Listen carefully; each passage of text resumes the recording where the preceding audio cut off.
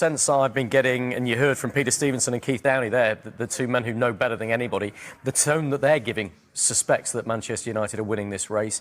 And the impression I get from the people I've been speaking to is that Sesko has preferred a move to Old Trafford all the way along. And that from RB Leipzig's point of view, they've been waiting for Manchester United to reach the level of bid that Newcastle have made.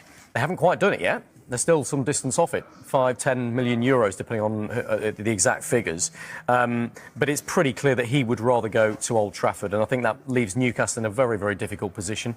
Even though they can offer Champions League football, even though they finished so much higher, they finished 5th compared with Manchester United's 15th last season.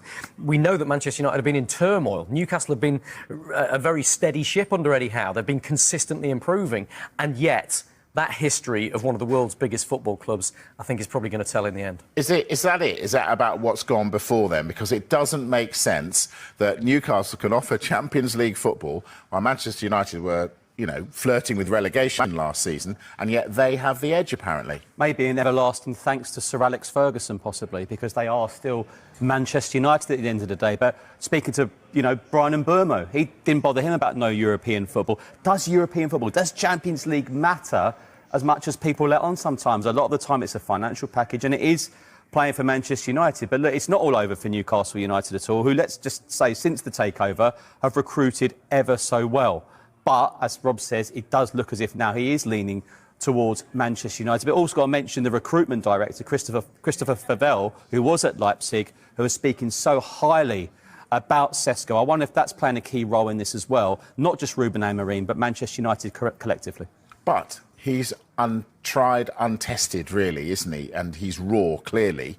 What do you make of the sort of sums being spoken about forwards this summer? This is absolutely fascinating, because I haven't known a transfer window like this one, where we've seen so many world-class strikers on the market, on the move, many of them coming to the Premier League. Let's show you some of the stats that we've been looking at, because I think this speaks absolute volumes.